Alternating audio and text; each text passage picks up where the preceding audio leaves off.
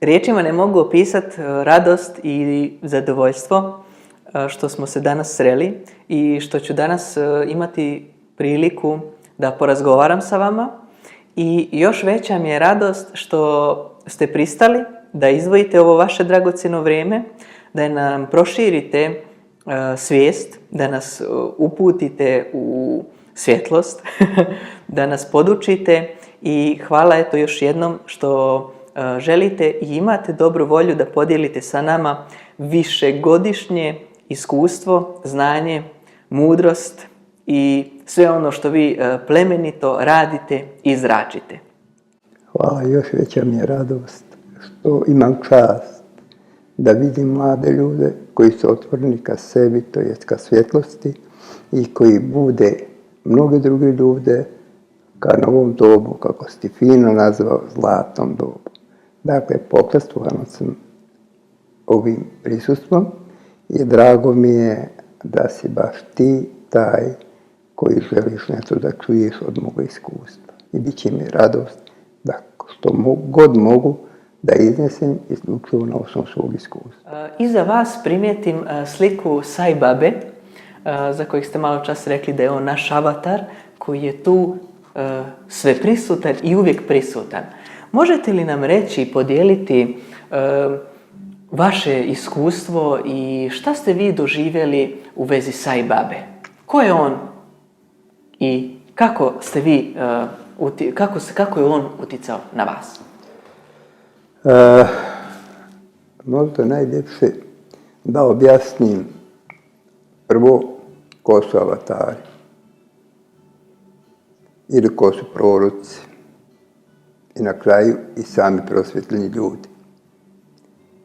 Jer avatari su koji dolaze u ona vremena kad je čovječanstvo najdalje od sebe, to jest kad najmanje ima visoko svjesno razvijenih ljudi.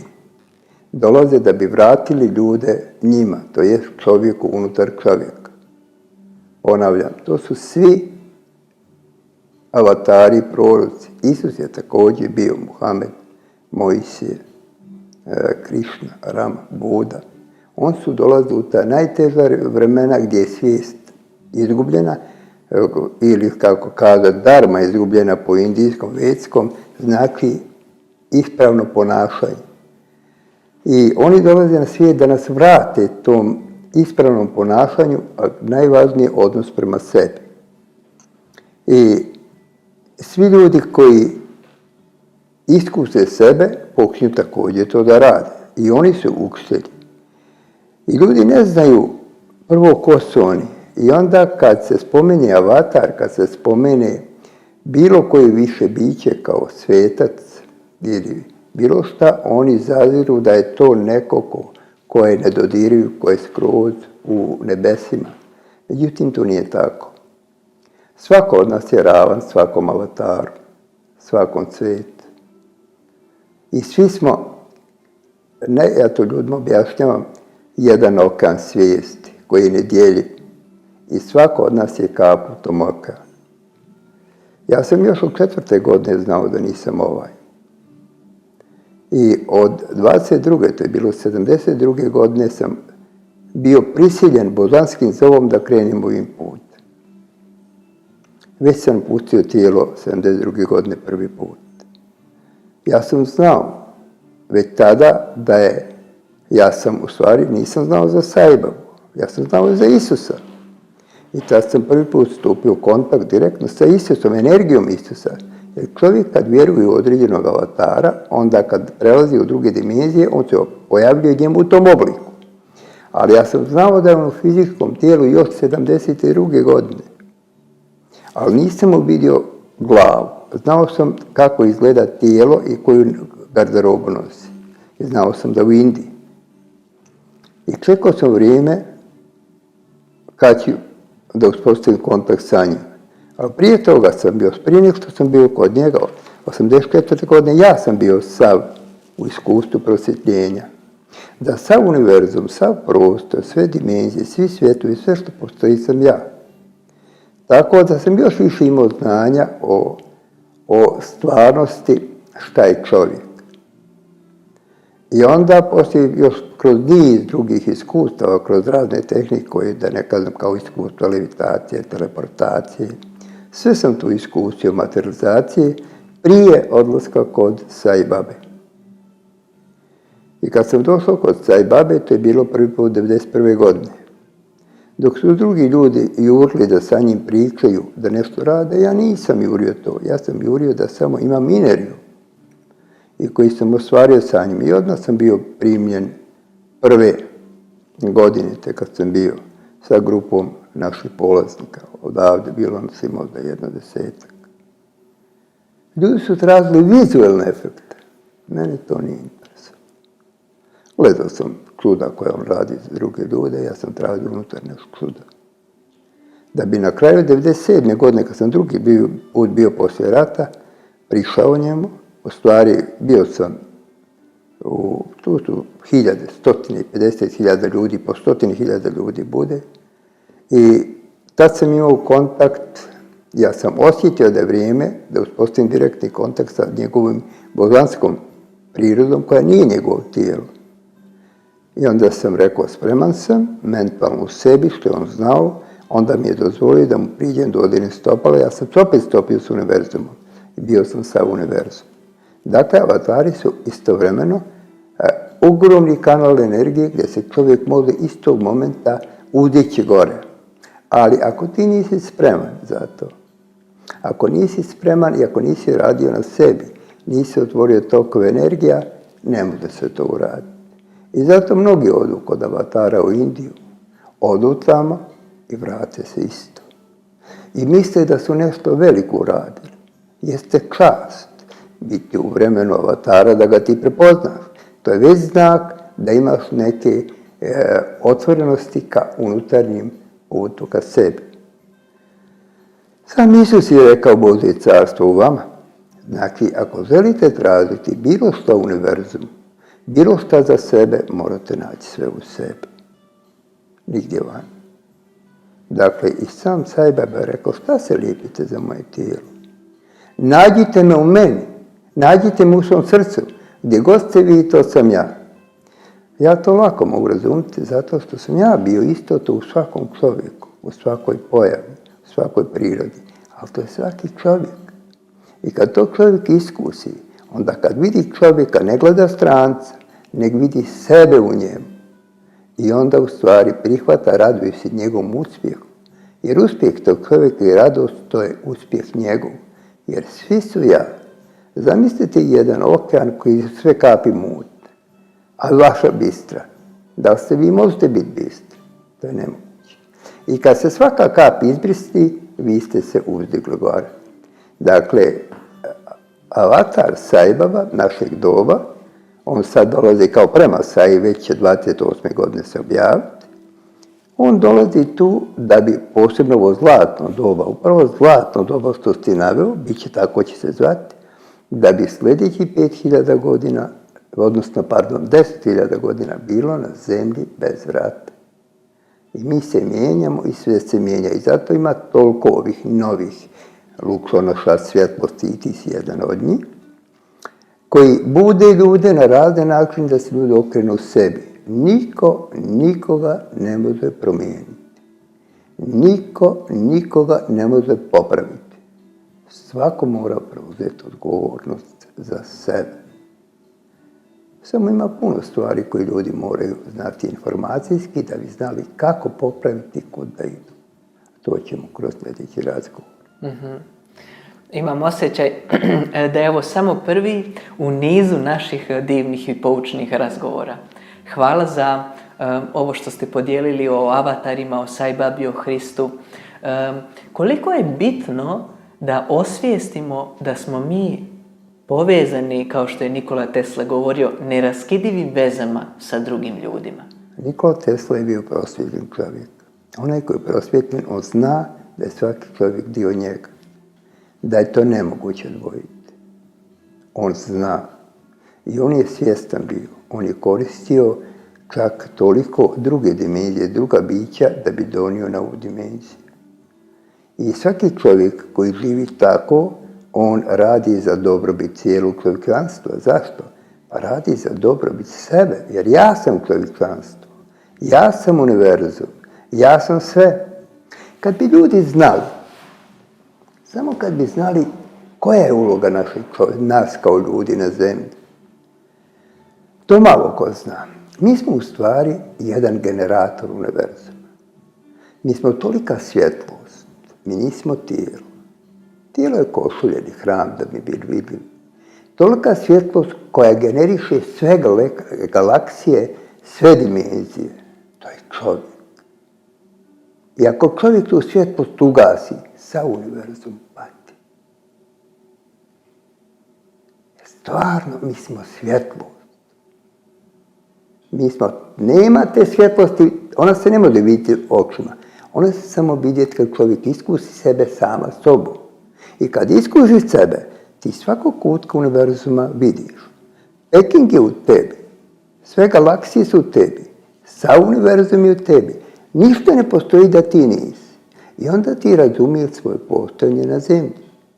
Šta god da radiš, nema razlike puno od mene, u odnosu mene i drugih ljudi. Jedino što ja kad s tobom pričam, imam i unutarnji inner view koji pričam sa unutarnjim bićem svojim i sa drugim bićem. To je razlika između. Ja u zemaljskom radiš po zakonima zemaljskog, a u unutarnjem svijetu ima sasvim druge komunikacije. I Tesla je to znao, jer je to iskusio. To se ne može naučiti. Koliko god da učite, to je teško naučiti. A da bi to ja objasnio kako to izgleda, ponavljam opet. Noću, to je tolika svjetlost, ne može se zamisliti ovdje na zemlji, ali je svjetlost koja izražava se kao ljubav. I sve na zemlji što postoji je toliko savršeno da je to nevjerojatno. U početku taj moj doživljaj bio sam dvostruko biće. Dakle, dvostruko biće. Ja odavde vidim iz svakog kutka svjetlosti. I Tesla je to doživljavao sebe kao svjetlost iz polja i doživljavao sebe kao božansko biće. I on je bio, ja mislim, jedan od vrlo, da je bio u Indiji, svi ga prozvali guru. Jer on je stvarno, ja kažem, koliko se o njemu priča i uzdiže, to je malo. Baš je, kad ste pomenuli Indiju, postoji zapis da je Vivekananda posjetio Nikolu Teslu i rekao za njega da je on čak iznad božanstva. Upravo. Dobro, da smo jasni. Ako baš hoćeš dalje iznad božanstva, mi smo sve, i iznad i ispod. Jer kako izgleda, sad da ti otkrijem još jednu tajnu. Recimo, sve što postoji, sve dimenzije, svi svemiri, svi svjetovi, sve što postoji, to je božanstvo. Ali postoji nešto iznad božanstva. To sam iskusio. A to nešto iznad božanstva, kad to čovjek iskusi, onda razumije univerzum, a to je, samo sad ću pokazati i jednom riječju objasniti, a ti razmišljaš šta je. To je nemoguće objasniti, ali ću reći. Postoji ništa. To je najveći moj doživljaj u univerzu. Pazi, postoji ništa. To naš um ne može razumjeti. To je iznad božanstva. Kad to čovjek iskusi, onda bude u potpunoj harmoniji sa svim što postoji. Zašto? Zna da sve postojanje, a to ništa, to je ispunjavajuće. To je nešto, nemam ni jedne riječi da objasnim, to je ono kad je Haso išao u Afriku i kaže, vratio se, znaš Bahuso, jeo sam bananu. Šta ti je to pa voće? Kaže, pa na stolike, znaš kako je kruška? Znam, ni nalku na krušku. Tako i ja ovo ne mogu objasniti, to je nemoguće. A to je jedan od najviših duhovnih doživljaja čovjeka. Postoji ništa. To je stvarnost. Šta biste nam mogli nakon toliko godina putovanja kroz cijeli svijet, čitanja, učenja, obilaska raznih gurua, učitelja, ljudi, šta nam možete reći o Lao Tseu? Sad ćemo ovako reći. Lao Tse kao mudrac kineski, on je objašnjavao stvarnost upravo sa nivoa božanstva. i u svim aspektima ljudskog bitisanja. I to je kroz one svoje stihove objasnio. O njegova jedna fina izreka kaže: u onoj zemlji u kojoj je više zakona, to je veći haos. Jer kaže, zemljom treba upravljati neupravljanje. A to važi za čovjeka. To ljudi ne znaju. Univerzumom upravljati neupravljanje. Kako? Dovedeš sebe u vibracije koje su izuzetno pozitivne. Da iz sebe okrisiš ljudske strasti. A to su ponos, oholost, gordost, mržnja, ljubomora, strah, stid, bijes, tuga, srdba, ljutnja, osuđivanje, vezanosti za materijalno, vezanosti za uspjeh, vezanosti za slavu, vezanosti za novac, vezanosti za porodicu i nepraštanje. Kad to okrisiš od sebe, onda tvoje božanstvo bude potpuno u svom pravom elementu, sa kvalitetima čista ljubav, savršen mir, osjećaj radosti i osjećaj sreće. Tad ti živiš taj osjećaj božanstva, to su unutarnji kvaliteti naši, a to ljudi uvijek traže van. I kad to vratiš, tad i ti upravljaš univerzum bez upravljanja. Lao Tse je bio kao i svaki drugi avatar, kao i svako drugo prosvjetno biće, samo što je on stalno pričao na osnovu tog unutarnje dubine čovjekovog postojanja. Upravljanje bez upravljanja. I tamo recimo, sve jedan njegov stih objašnjava kako čovjek može da pomogne sebi, kako države mogu da se urede, ali to niko ne razumije. To je jako bitno shvatiti. Upravljati univerzumom ili upravljati svojom sudbinom, kako? Uredi sebe, ti si sunce koje zrake sija. I te zrake što ti zašiljaš, one se vraćaju 10 puta jake snage nazad. Siješ dobro, to je ono u našoj kako siješ, tako zanješ. Emituješ, svaka naša misao ide u skupinu kolektivne svijesti. Tamo se napuni iste energije i vraća nam se 10 puta jake snage. Često puta objašnjam ljudima, kad ideš ulicom, pa te čovjek ošamari, nikad ga nisi vidio, ti si kriv za taj šamar. Ti si imao agresivnost u sebi, emitovo si, izabrao su njegovu veću i on te ošamario, ti si odradio agresivnost. Ali njega čeka 10 šamara, on je žrtva. Dakle, mi upravljamo onom što će nam se desiti. To je Lao Tseova teorija, upravljanje, neupravljanje. Dakle, dovoljno je da shvatimo, čim okrivimo drugu osobu, mi smo krivi. Jer niko na zemlji nije kriv, što god da nam uradi. Jer mi smo djelovali na njega da nam to on uradi. To je ono isto kako atomski fizičari su došli do toga otkrića, da svaki izum i svaka reakcija u jednom tamo istraživanju u atomskoj centrali ovisi o samom istraživaču. Promijeni se istraživač, reakcija je drugčija. To važi, mi mijenjamo sve oko sebe. Tako, to je Lao Tseova teorija. Mi zaista i jesmo stvaraoci na zemlji. Sad je samo pitanje koliko stvaramo svjesno, a koliko nesvjesno. Pošto smo kod tih tema učitelja, avatara, ko je još na vas uticao, neki učitelj, neki guru, neki svetac? Šta nam možete još reći, podijeliti? Moramo reći istinu, na mene niko nije uticao od polja. Čak ni Sai Baba. Ne. Mene samo vodi unutarnje božanstvo i vodi me nevidljiva bića. Jer ja sam jedan čovjek koji nema učitelja. Kada nema ima drugih bogova osim mene jednoga, niti stvara idole, niti liku, niti sklanjaj. Mene koji sam u tebi, to je jedino ispravo.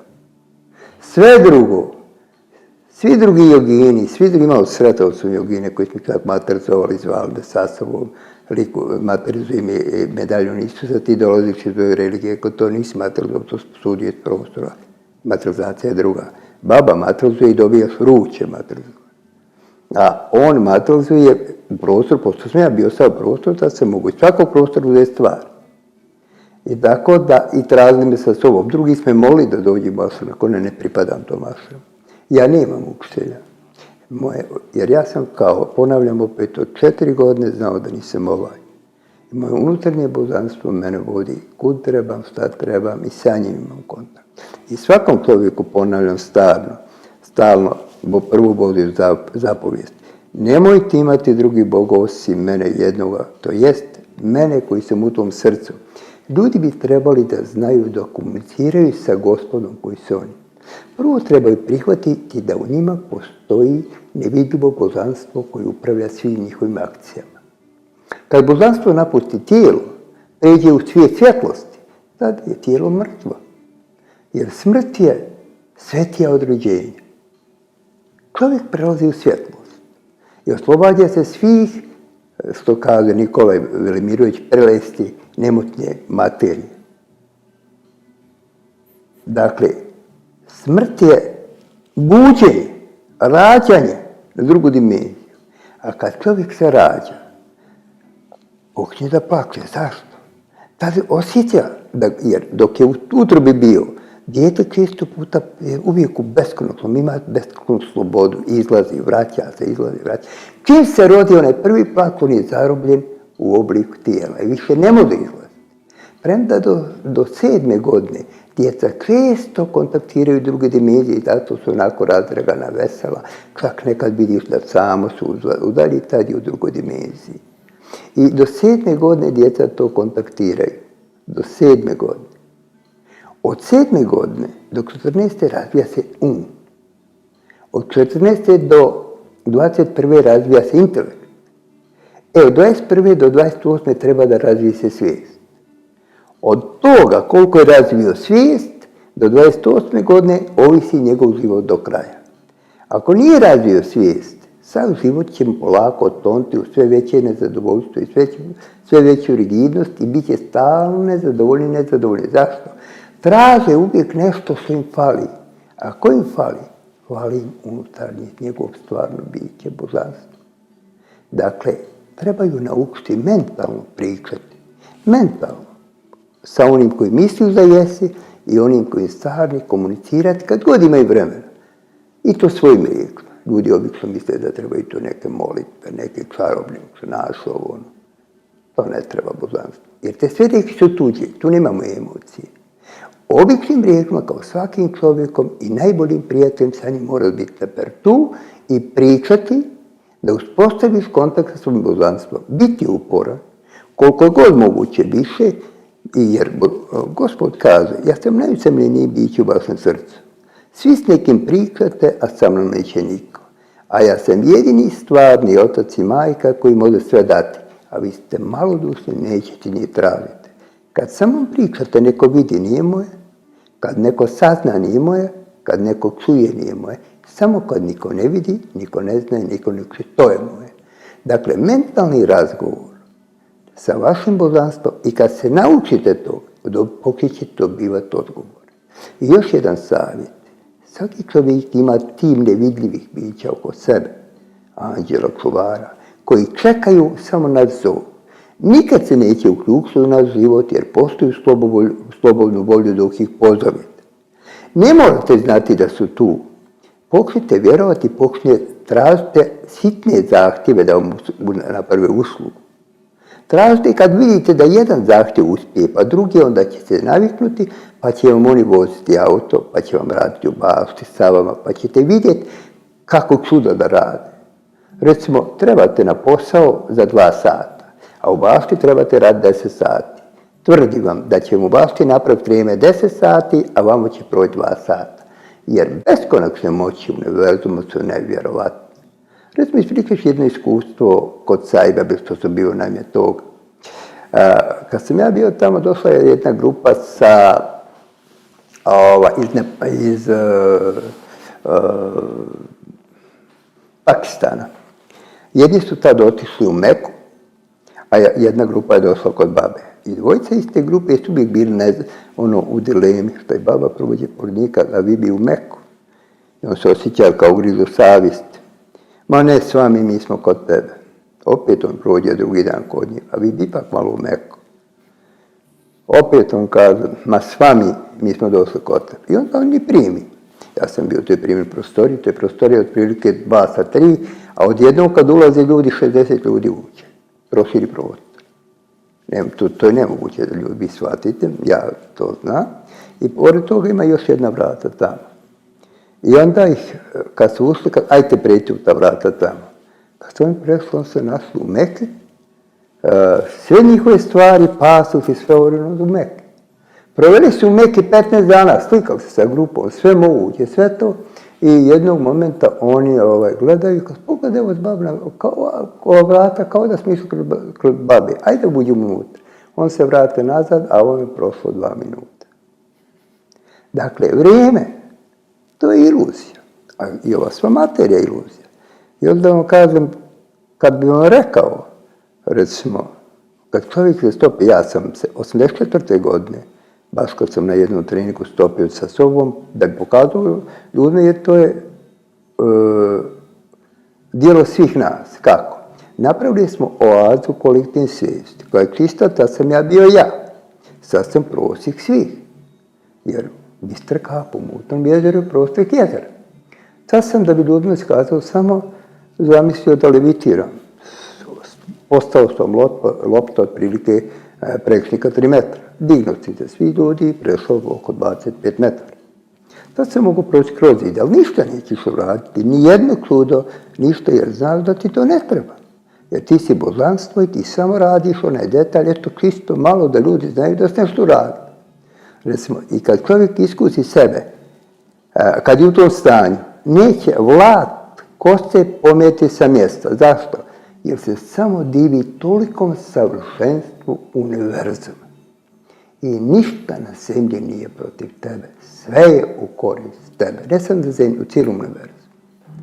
Tako da je to iskustvo jedno nevjerovatno o tome. Baš vam hvala što ste podijelili takvo jedno neviđeno i čudesno iskustvo, koje je samo dokaz zašto je zapravo sve čovjek sposoban. Možete li nam još nešto reći po pitanju nivoa svijesti čovjeka i ulaska u te druge dimenzije dobijanja znanja iz viših sfera postojanja? Kako i šta biste vi mogli reći ili preporučiti, da li od tehnika, da li nešto iz ličnog iskustva u vezi toga? Prvo ću vam reći, moja ćerka je mene upitala jedno pitanje, pošto je polagala jogu, ona živi u Austriji, i polagala je jogu i sad je rekla, tata, mogu ti postaviti neka pitanja samo, jer sad kad bude pred tom publikom polagala, ako je neko upita da može odgovoriti. Šta je naša slobodna volja? Ja sam odgovorio, slobodna volja ti je kad ideš kroz džunglu. I sada nema mrak, je totalni mrak. I ti udaraš u jedno drvo, drugo drvo, treće vamo, tamo i ne znaš kud ideš. Tad nema sjelce, nema svjetla. Samo da upaljaš svjetlo u srcu. To je da se osloniš na božanstvo, okreniš se sebi i onda imaš svjetlo ti pokaže kud ti je put. I kad ideš tim putem, onda sve vidiš. Dakle, ili da se okrenemo ka sebi kao božanstvu, ili od njega, to je jedina slobodna volja naša. A onda cijeli univerzum diktira sa tim što smo mi odabrali. Ako hoćemo da idemo ka sebi, dobija sve više vođstva i to vođstvo se dovede jednog dana do nivoa da će se prokristiti, da će se moći uzeti i svaki izabrati svoj put. Ne postoje 2 puta identična. Možemo toliko ljudi kontaktirati, toliko učenja učiti, toliko meditacija, ali svak mora naći ono što za njega odgovara na osnovu učitelja iz njega. Jer ako osloniš na njega, postaćeš kopija. Kopije nisu dobre. Svak mora biti original. Ako ideš u drugom pravcu, također, onda imaš sve više mraka, sve više mraka, sve više mraka i tvoj put je u suprotnom pravcu. I taj nikad neće stići ka duhovnosti. Tako da ljudi moraju biti svjesni. Samo okretanjem dovoljno je ta komunikacija sa božanstvom i strpljenje. Sve što je potrebno strpljenje. Nikad niko ne zna kad će iskustvo to doći. Njegov je zadatak da se ponaša darmiški, odnosno ispravno ponašanje. Kako je ispravno ponašanje? Učini čovjeku ono što želi da on te učini, ništa više. Ako ne možeš pomoći, nemoj odmoći, to je dobro. I najvažnija stvar je ne vezati se za ovaj svijet. Ponašati se kao Bog, to jest kao ljubav. Šta je ljubav? Dođete pod krušku, ubirete krušku. Da li kruška pita ko je pojeo? Ne. To je ljubav. Daje bez osuđivanja, bez očekivanja. Ili dijete otkine granu, da li trči za njim? Ne. Prihvata kako dolazi. Dakle, ljubav nije strast. Ljubav je Bog dao Bogu. Dakle, prihvatanje kako dolazi. Ne reagovanje na spoljni svijet.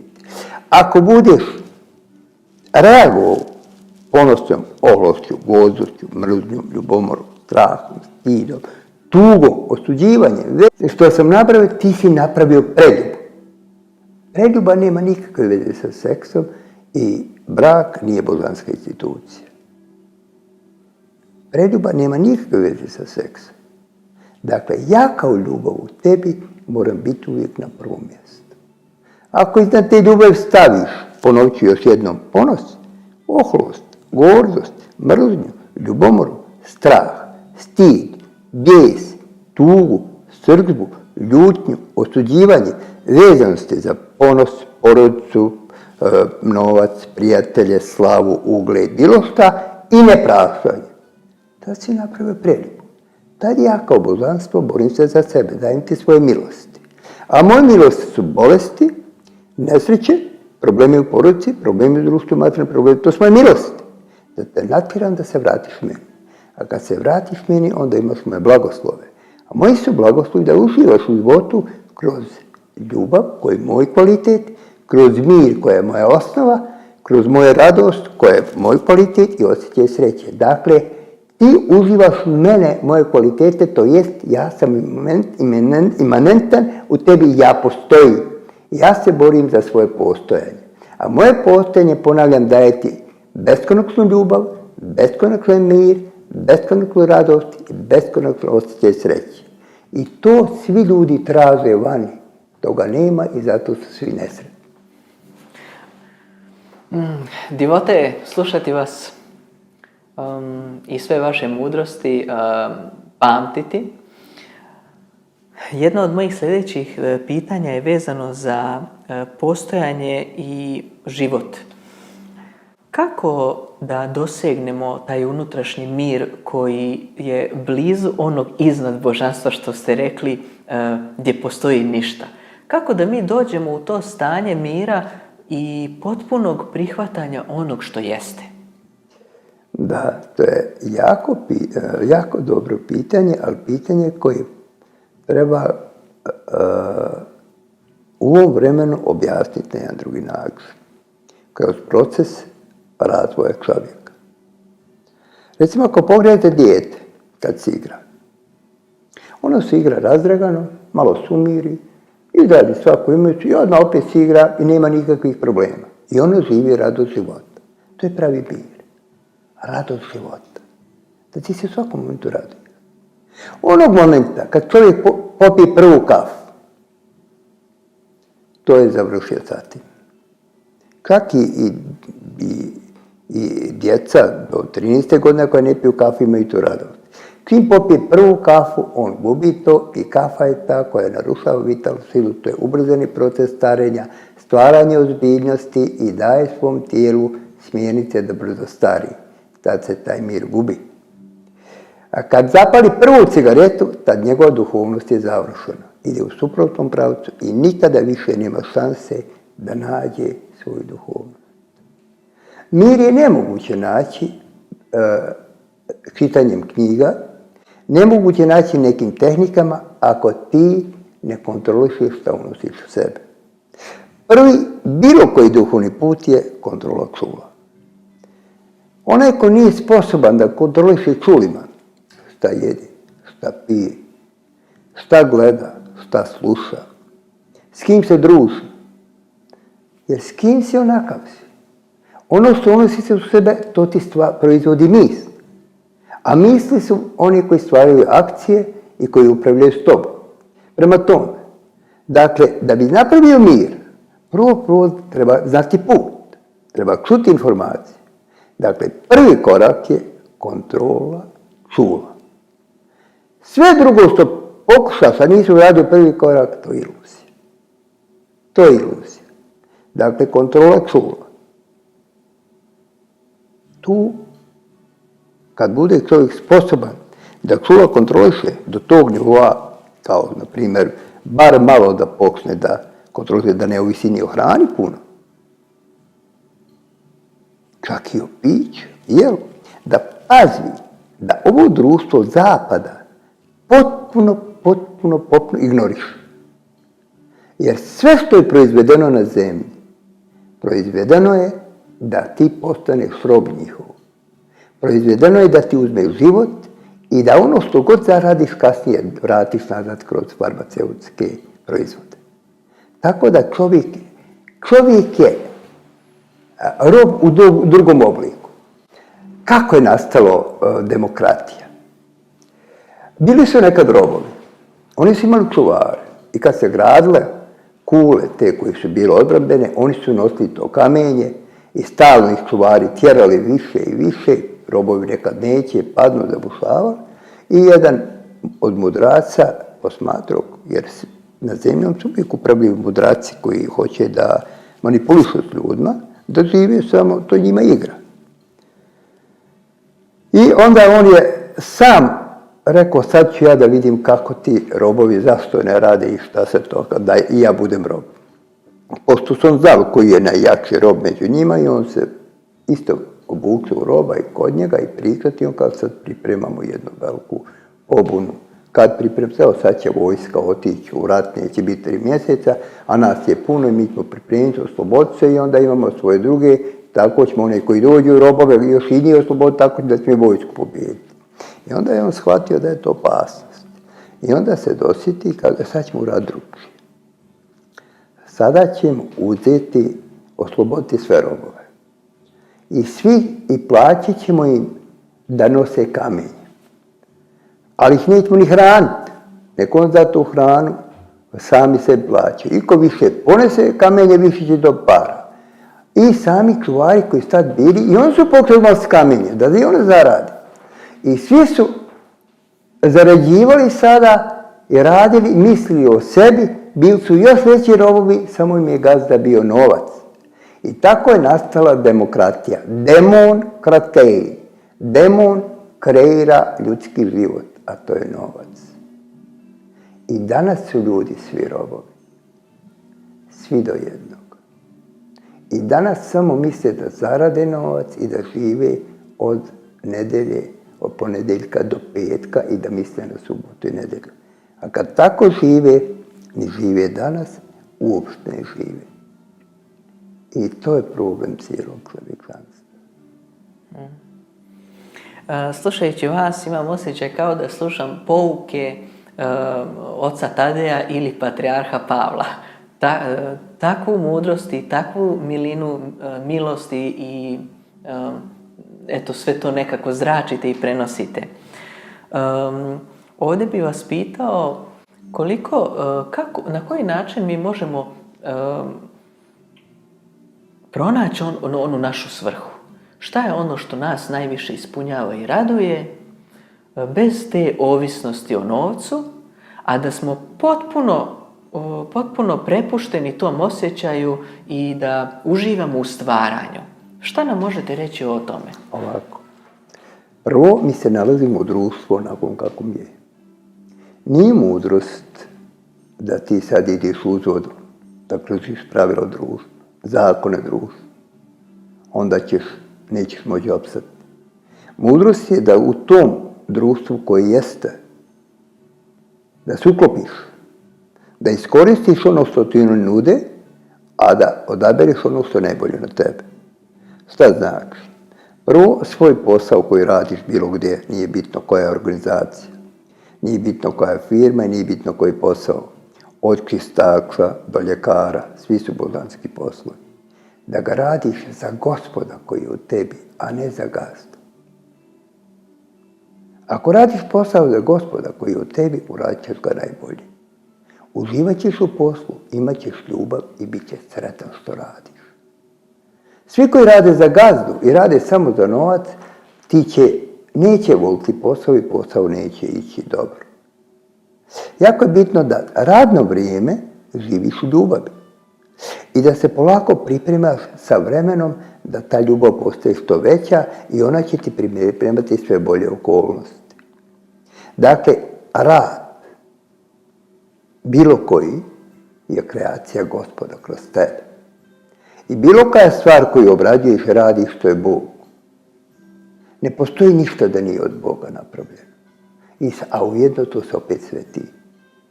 Dakle, a to što ovako vrijeme kako jeste, to je 1000 godina razvoj svijesti. To mi ne možemo promijeniti svijet. Samo možemo sebe promijeniti.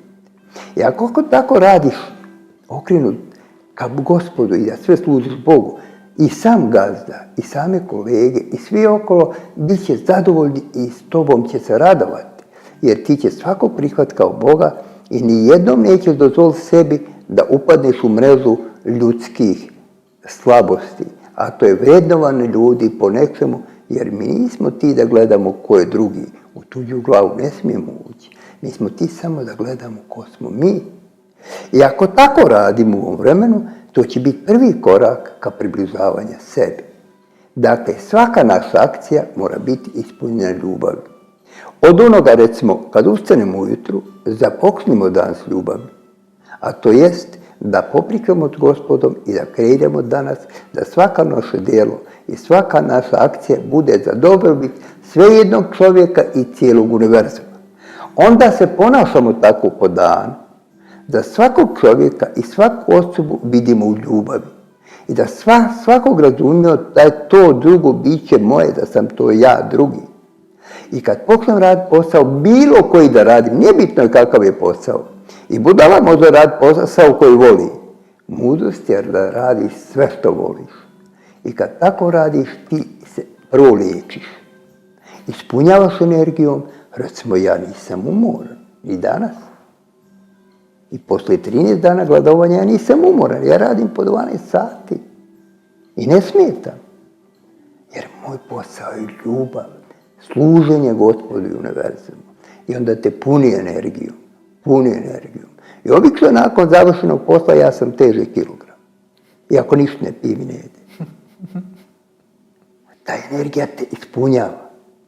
To ljudi treba da iskuse. Da nauče da rade s ljubavlju. I da svakom poslu uživaju. A to opet mogu samo oni ljudi koji su spremni da se mijenjaju. Drugi kad me čuju reći, a to je glupost. Neki će reći, pa to je dobro, kad odu zaboravit će. A treći će, pa dobro, ali ipak ima problema. Tek onaj četvrti će prihvatiti, da će on pokreti da širi dalje. To je ona Isusova priča, sejac seje. Kaže, jedno pade na stijenu, odmah uginu, drugo na put, ptice ga pozobaše, a treće u trnje, nikše ne dade ploda. Tek četvrto pade u dobru zemlju i od 1/10 od 10 100. To je ovo što ja pričam. Neki kad čuju sada, odmah odbace, to je glupost. Drugi kad čuju, pa to je dobro, ali čim se okrenu, zaboravi.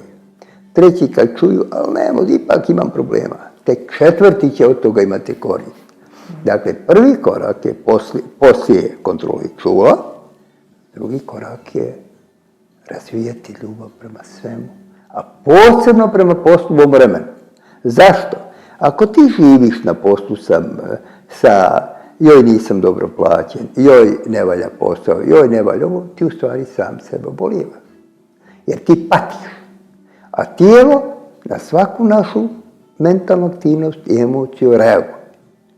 I zato je jako bitno, ponavljam, da ljudi nauče da žive s ljubavlju. I kad završi dan, zahvali se sebi kao Gospodu, što je otpustio lijep dan. Isto tako to treba da radi u porodici. Ja znam i da odabere društvo. Ne mogu ljudi svi sa svi. Zašto? Pa mi na svijet dolazimo kao ptice. Jedni su ćurke, jedni kokoške, jedni jastrebovi, jedni lasti, jedni gavrovi, jedni orlovi, tako dalje. Ne mogu lesti zajedno ćurka i orao. Znači ti moraš pronaći svoje jato. Ljudi koji imaju istu svijest i sa njima komunicirati. A ne treba se osuđivati orla da je orao lošiji od ćurke. Ne, nemoguće je pored ljude, čak i u jednom jatu. To je ono svaka ptica svome jatu, naša narodna poslovica. Dakle, moraš odabrati ljude s kojim možeš, ali ne smiješ osuđivati druge jer su samo došli drugim zadatkom, druge vrste, druge ptice. Tako ljudi moraju da razumiju sve ljude oko sebe. I onda nema osuđivanja.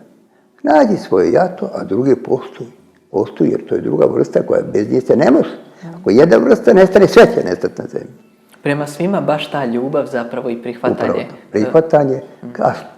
A ta ljubav je samo Bog dao pogudzao. Prihvatanje, bez reagovanja.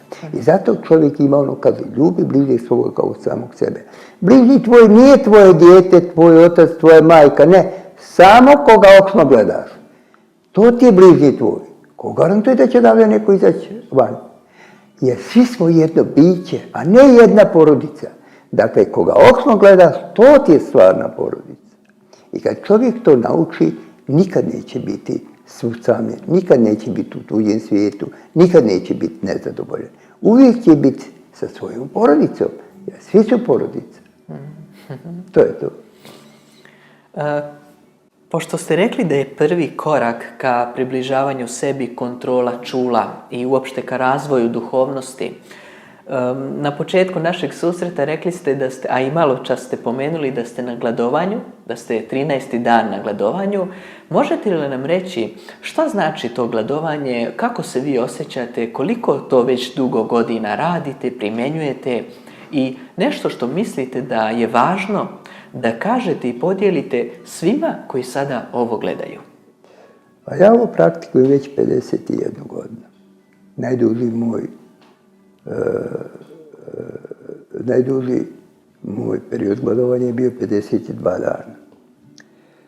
Ovo je jedan vrlo bitna stavka u čovjekovom životu. Recimo, iako se bavim homeopatijom, bavim se dugo jogom, puno znam o naturopatiji, pošto se biljkama bavim još od 7. godine, jer moja majka se bavila liječenjem ljudi, pa sam onda tako morao da sakupljam biljke za nju. Hoću da kažem da nijedna medicina na svijetu nije samo dovoljna. Klasična medicina, to je alopatska, kineska, ajurvedska, homeopatska i bilo koja druga medicina neće moći biti dovoljna da izliječi komplet probleme čovjeka. I od vračeva, babskih strava, bioenergetičara, sve to ubrajamo u medicinu, sve je jedna medicina univerzalna. To sve nije dovoljno da opet izliječi čovjeka. Jer mi kao proces, posebno u ovom periodu ishrane, unosimo takve stvari i toliko stvari koji su nam nepotrebne.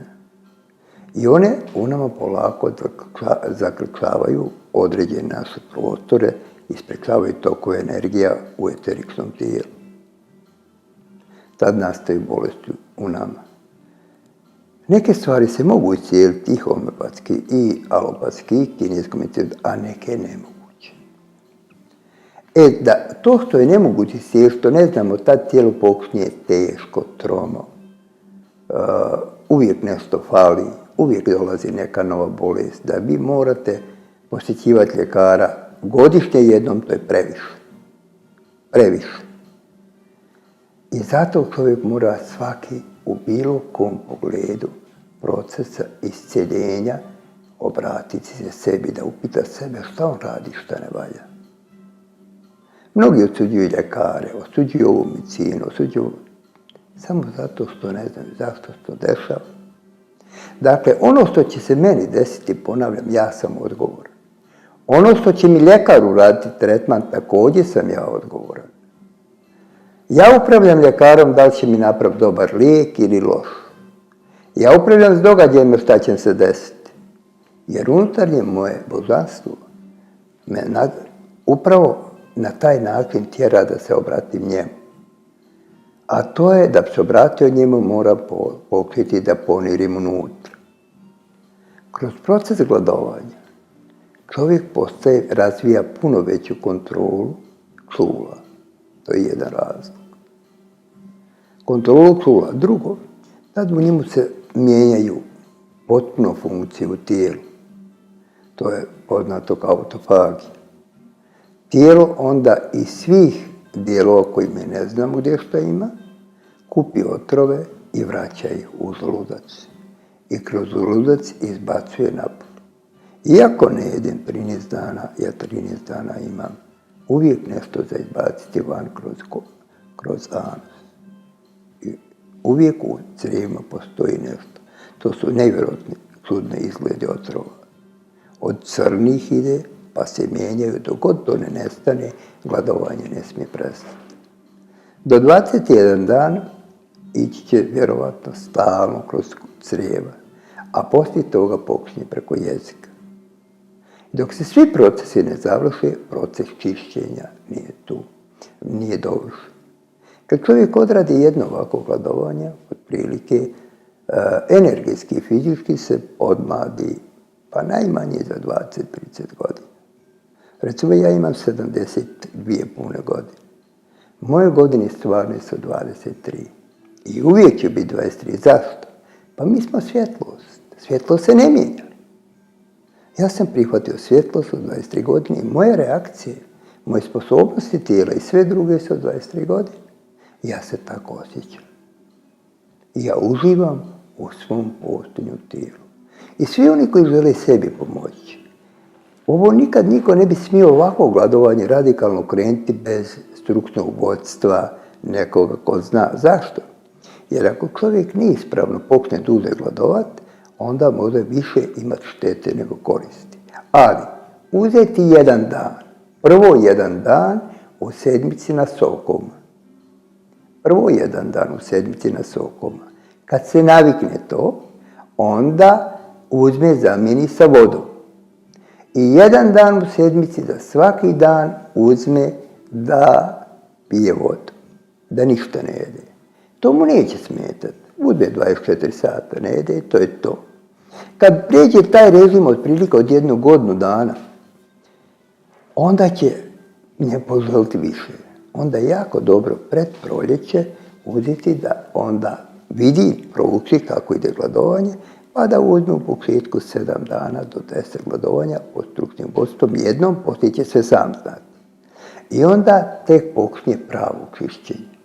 Tad više nećemo trebati ljekari i proces starenja će biti potpuno usporen. I onda će se u sebe osjećati toliko siguran da će shvatiti zašto je došao na svijet. Tad će imati kontakt sa unutarnjim svojim božanstvom, imat će kontakt sa unutarnjim bićima i onda će jednostavno za vrlo kratko vrijeme iskusiti, vidjeti koliko je lijepo živjeti sa sobom i koliko je život čaroban. I onda se u stvari ponovo rodio. Nevjerovatno koliko je to gladovanje i čišćenje organizma značajno, a koliko malo ljudi to radi i primjenjuje. Vjerujem da ćemo imati priliku možda da snimimo praktično jedno možda gladovanje ili nešto konkretno po koracima, a pitao bi vas koliko je bitno svjesno disanje. Kad smo već kod tijela, da nam još nešto Prvo, ljudi ne znaju disati. Tehnike joge su bilo gdje radi savršene i to imate u knjigama. To je toliko objašnjeno fino u literaturi, samo ljudi neće da čitaju. Sva disanja što postoji, ne samo svjesno disanje. Jako je bitno svjesno da podignete svoju ruku. Da je osjetite iznutra, da je možete sa sviješću proći od vrha prstiju ruke kroz svaki dio tijela, da možete skenirati svoje tijelo i osjećati. To sa skeniranje tijela, ja sam to radio 72. godine, nisam znao za vipassanu. Kad sam otišao u vipassanu, oni uče mene to, pa ja to radim već 50 godina. Faktički sve jednu tehniku koju sam koja sam kasnije našao u knjigama ili treninzima, ja sam dobio prije, od viših bića, prije svih. Recimo, jako bi dobro bilo da čovjek počne da ulazi u dubinu svoga tijela. Recimo, nije dovoljno niti samo to. Recimo, za ljude koji su bolesni, oni ne znaju da svaki dio tijela je entitet za sebe. Sa njim možu komunicirati kao sa čovjekom. Mentalno, boli te koljeno, molim te koljeno. Zašto me boliš? Molim te, objasni mi gdje sam ja to pogriješio da ispravim. Koga sam povrijedio? Jer kad koljena boli, to je pitanje naš lijeko. Desno koljeno, ženska strana, tu sam povrijedio ženske, lijevo koljeno, muške. Gdje sam to pogriješio? Kud da ispravim? Kako da ispravim? I da se pozabavim sa sobom, da nađem svoje greške, da komuniciram. Dakle, da postanem svjestan da imam koljeno. I tako svaki dio tijela kroz komunikaciju. Komunikacija sa sobom u svakom dijelu tijela može iscijeliti to tijelo. A svjesno disanje, prvo treba naučiti disanje, da čovjek prvo nauči disati. Svi dišu samo gornjim dijelom pluća, umjesto da prvo udahnu stomakom, pa šire rebra, pa onda podižu grudi. I to lagano. A kad izdišu, uvlače stomak, izbacuju napolje i lagano. I za svaki put udisaj, napuni i onda izdisaj, izdahne. I da prati dah. Zato ima i tehnika ta za meditaciju kroz praćenje daha. Jako dobra, zove se Anapana. Da čovjek sjedne ovako, zatvori oči i samo posmatra tok vazduha koji ulazi u nas i izlazi. Odredi sebi vrijeme, sad ću meditirati 10 minuta i samo posmatra. I ni na što ne reaguje. Bilo kakva misao koja se pojavi, na to ne reaguje, ne već sam se vrati na disanje. Jer misli su dio meditacije. I na taj način može da uspostavi dublji kontakt sa sobom. Ako to radi, a i dalje pije kafu, i dalje puši, i dalje prejeda se, i dalje osuđuje gazdu, osuđuje nekoga, osuđuje predsjednike svoje, osuđuje policiju, nema tu ništa. Dakle, to je kao slon, ode u rijeku, okupa se, izađe na plažu, pjesak i pospije se po leđu. Dakle, jako je bitno da sve naše akcije tokom svih 24 sata budu usklađene onim putem kojim idemo. Ako smo u duhovnom, da prate taj put dharme, put ispravnog ponašanja. A ako smo u suprotnom, to nije bitno. Sve jedno je sve haos. Šta je to što nam možete reći o meditaciji, a šta nam možete reći o molitvi? Dobro. Molitva to je pozitivna vibracija za sve ljude. I svi ljudi koji se mole, je u redu da se mole, ali trebaju da molitvu razviju na nivou višeg instance postojanja. To jest, da prihvate da su oni bogovi i sa Bogom koji ne vjeruje za sve, koji ne zna, da uzme tu vjeru kao Boga i da on zna da je sveštenik u njemu, da je Bog u njemu. I da tu molitvu uputi direktno na prtu, ne na prsi. I da svojim riječima iskaže molitvu. Svojim riječima. Ako ja budem čitao tuđe riječi i sve one zapisane molitve, nema svojih emocija tu. Tu nema mene. To je tuđe. I to je meni teško da iznesem. Ja sam čuo od njega to, i to je to. To je tuđe. To nisam ja. Ako ja sam napravim molitvu, a svak može napraviti molitvu, obrati se Gospodu ono što ti treba i ono što želiš da postigneš. I držati se toga čvrsto i stalno se obraćati, to će od ploda. Drugo, i ove molitve što se u religijama vode, to su pozitivne vibracije. Oni čisti univerzum, jer tu nema negativnih vibracija. Svaka riječ izgovorna donosi vrijednost svoju. I te sve molitve po religijama, svih religija, donose čiste univerzum. Tako da kad neko osudi religije, bez obzira kakve su, šta su, kasnije mogu pričati kako su nastale, šta je religije, to nebitno je sad, a te molitve, sve religije su donijele više dobra nego zla, iako ljudi osuđuju. Ima tu svega, ali u čemu je dobro religije? Jedino se tu odazvala ideja o Bogu. To je broj 1. Broj 2. Te pozitivne vibracije kroz te pjesme, molitve, bađane, undi to, ili one islamske pjevanja na džamijama, to pročišćava univerzum. Uklanja mrak iz naše svijesti. Sve je dobro i zato su molitve dobre. A meditacija je najbrži, jedini način kako čovjek da spozna sebe, dođe do sebe kao božanstvo. Šta znači meditacija? Meditare na latinskom znači misliti. To je misaoni proces. Kakav misaoni proces? Sposobnost da se naš zaustavi. Sve što se kreće u sebi ima sposobnost mirovanja. Dakle, u našem umu postoji sposobnost mirovanja. Taj kvalitet u meditaciji želimo ostvariti. Zašto? Pa mi sad živimo u 3 stanja svijesti. Budno stanje svijesti, stanje spavanja i stanje sanjanja. U budnom stanju sad mi smo budni, mentalno aktivni i fizički aktivni. I svjesni smo svih tih koordinacija i koordiniranja. U snu mi svijest je odsutna. Imamo neku mentalnu aktivnost, a imamo neku fizičku pokreće, ali tu nema nikakve koordinacije. U dubokom snu niti ima svijesti, niti ima pokreta, niti ima mentalne aktivnosti. Kad uđemo u meditaciju, kad uđemo u to stanje, da ostvarimo stanje meditacije, tad kombinujemo budno stanje, uzmamo svijest. I iz dubokog sna uzmamo nepostojanje mentalne aktivnosti. Dakle, samo postoji svijest. To je stanje meditacije. Do tog stanja treba vremena. Da samo budete potpuno svjesni i da samo postoji svijest. Tad počinje razbog čovjeka ka Bogu. Tad, kad nema misli, nema pokreta, nikakve akcija, ni za što niste vezani, tad se čovjek onda približava sebi. A kroz proces meditacija je vrlo, vrlo kompleksno stanje i to mnogi ljudi uče meditaciju, a ne znaju kako ljude da provede kroz tu meditaciju. I zato mnogi ljudi brzo napuštaju meditaciju. Jer u meditaciji se dešavaju procesi. Takvi procesi i ljudi se vežu, na primjer, kad ja sam u meditaciji doživio da ti mene mrziš. To je pogrešno. Šta se dešava? Jer naša podsvijest je pohranjena toliko tih emocija. U našim ćelijama koji se zove sinapse, koji povezuju nervne ćelije, svaka naša emocija, svaki naš doživljaj se zapisuje kao hemijsko jedinjenje i on registruje samo ljutnju, ali nije registrovao ime osobe koja je izazvala ljutnju. I kad ti ulaziš u meditaciju, to se oslobađa kao ljutnja.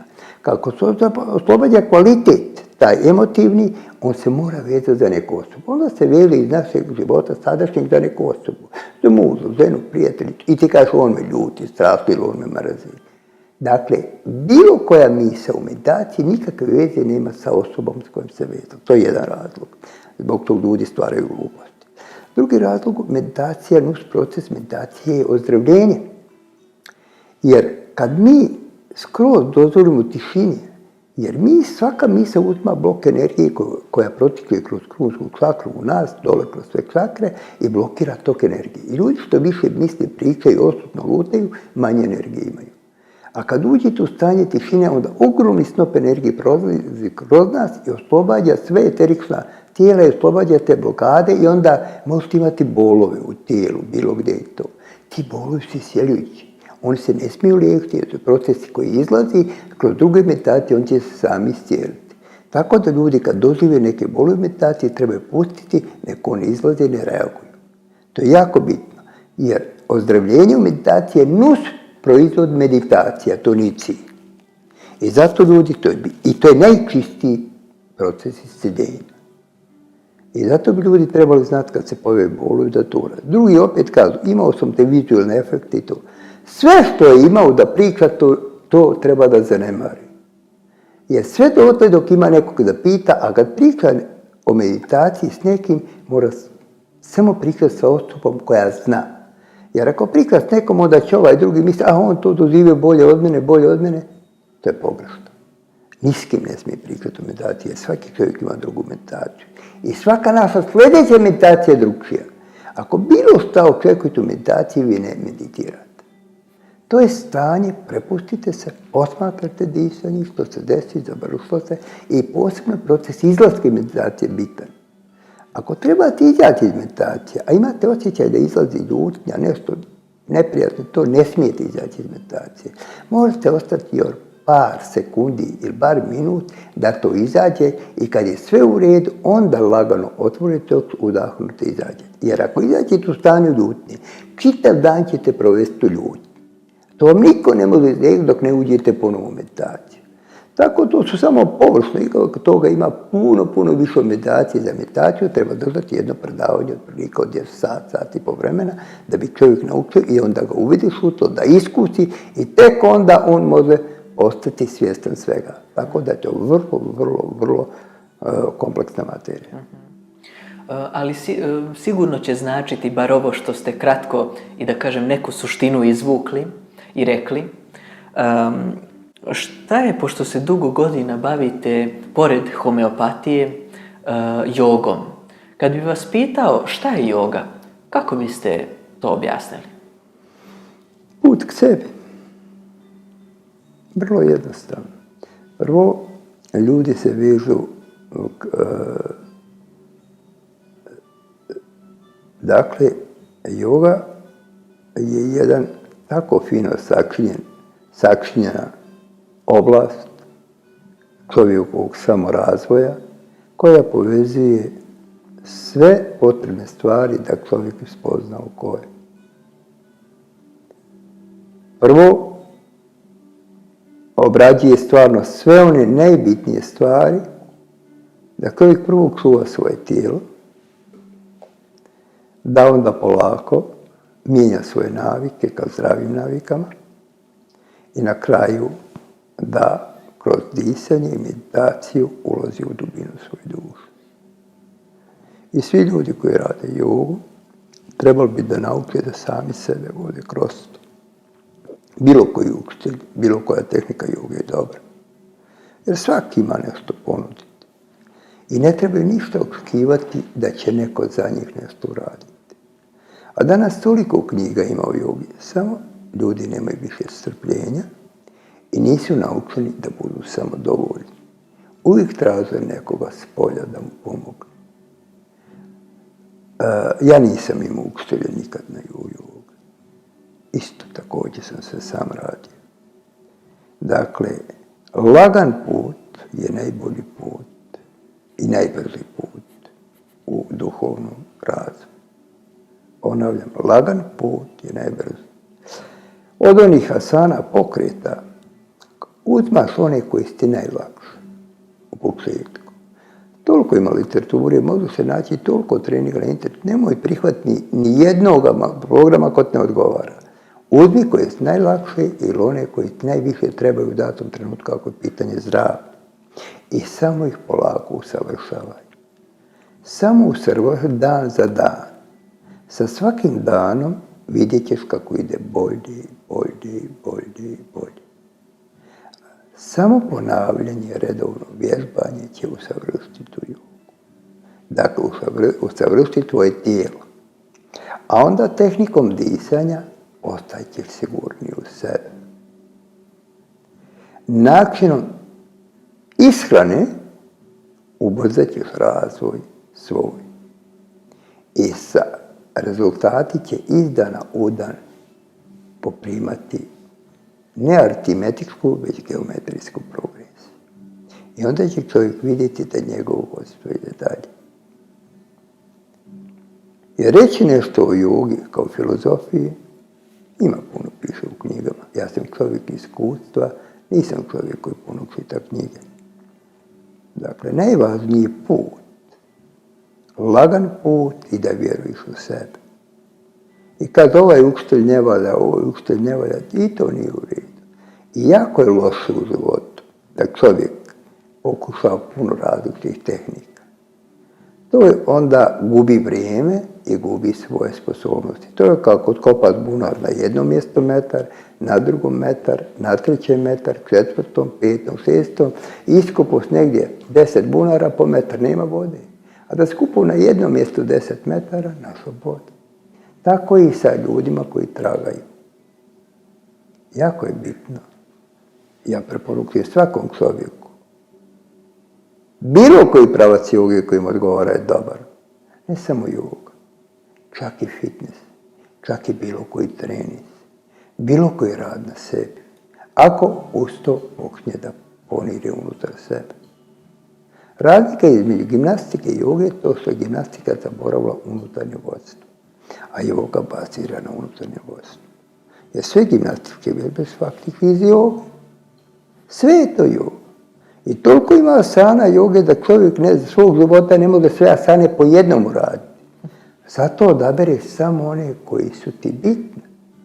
Recimo, u mene jedan ima poseban program koji ne radi se nigdje u svijetu. To je program za revitalizaciju kičme, vida i zglobova, koji usmjere samo na rad za bolesne ljude, ali taj je dobar i zdrav. I taj program je nešto što je sasvim drugčije. To bolje rekli sljedeće, ali to samo po sebi. Nije samo to joga, fizičke vježbe. I ovdje kad men dolaze ljudi, dolaze rekreativci, dolaze da se izliču. To nije joga, ali isto je to dobro. Dobro je ljudi počinju da rade na sebi, da sami sebi pomažu, da ne ovise o drugom. Jer smisao joge i smisao svakog samorazvoja da ti budeš samo dovoljan. Da ti imaš toliku vjeru u sebe da možeš sam sebi pomoći u svim aspektima života. To bi rekao jog, nema ništa više. Hvala vam puno. Svi mi nailazimo na razne knjige, kao što ste sigurno i vi. Da li imate 2 ili 3 koje biste rekli da su onako obavezne da svako pročita? Vrlo interesantno pitanje.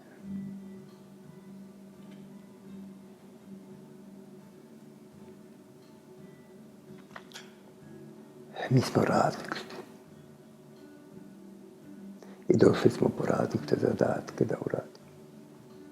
Prema tome, dati je nekom nešto za obavezu da pročita, a njegova svijest nije na tom nivou, znači čovjeka uputiti u pogrešnom pravcu. Svaki čovjek, ponižući u sebe, dobit će takvu onu knjigu koju treba da pročita. I naći je bez ikakvih ubojstva. Sve jedan predlog, ovako ako dam čovjeku pogriješiti. Samo onda kad čovjek kaže daj mi to, onda mu treba dati, on je spreman da da. A sve što mu pričaš ovako, to je prospanje informacija koji su nepotrebne bilo kome. Nikom ništa nemoj sugerisati dok ti ne potražu. Nikom ništa nemoj dati dok ti ne potražu. Jer kad potraži, onda je spreman i svjestan da to uradi. A ovako će dobiti neku informaciju koju će pročitati, možda mu sad nije svijest na tom nivou bacit. A možda mu je ta knjiga najpotrebnija kasnije. A kasnije neće uzeti zato što je pročitao. A tad mu je najpotrebnija. Zato kad se usmjeri na unutarnje vodstvo, same će knjige doći. I ne treba uopšte davati nikome informaciju koja knjiga treba. Čovjek treba stalno da traga ka unutarnje vodstvo, a odatle će se desiti čuda, jer sam univerzum si ti. Sve knjige si ti. Oni će same tebi doći na neki način. To je to.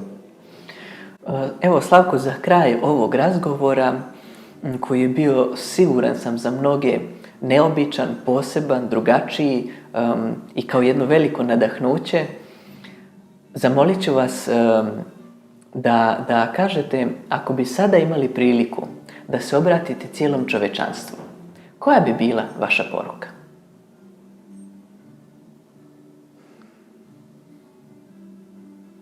Generalna poruka bi bila volite se ljudi. Volite se ljudi, ne zbog drugih. Jer kad voliš, ti si sretan, ti uživaš. Jer taj osjećaj ljubavi koji tu širiš prema drugim ljudima, ti to vibriraš i nikog ne osuđuje. Niko nije ni zašto kriv. Sve ima svoj razlog zašto to radi. Od onog radnika do predsjednika. Ne osuđujte, bit ćete bolesni. Ne kritikujte, imat ćete strašnih zdravstvenih problema. Nikad ne mrazite, bit ćete bolesni. Nikad nemojte tugovati ni za kim. Tad osuđujete Boga u sebi i univerzum Boga da je napravio grešku. Svi dolaze kad treba i odlaze kad treba. Kad čovjek odlazi iz ovog svijeta, budite svjesni, on je izabrao odlazak. Mnoge majke su pobile svoju djecu, drugu što su tugovali za djecu. Roditelji ne znaju kako se ponašaju sa djecom. Zato to bi trebalo posebna tema biti. Ja ovdje savjetujem roditelje kako da vaspitavaju svoju djecu. Budite slobodni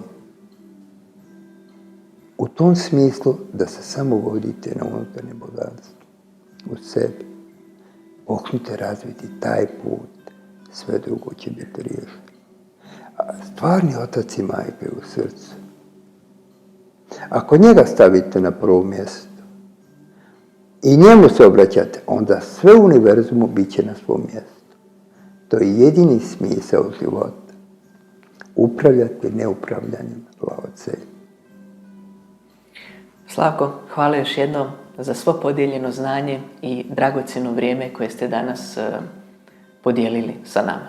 Hvala i tebi i hvala svima onima koji nešto odavde nauči.